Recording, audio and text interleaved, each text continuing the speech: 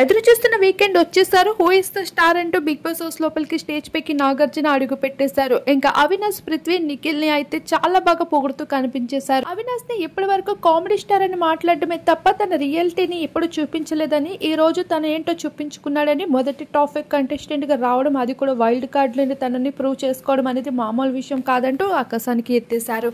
ఇక నిఖిల్, నువ్వు కూడా చాలా బాగా పర్ఫామ్ చేస్తావు. టాస్క్ ఆడుతున్న సమయంలో నీ కాలుకి గాయమైనప్పటికీ కూడా ఫైనల్ రౌండ్ లో అయితే నీ వంతు నువ్వు అందించావు. అలానే నీకు లక్ కలిసి రాలేదు కానీ, లేదంటే నువ్వు కూడా టాప్ 5 లో ఉండేవాడివేమో.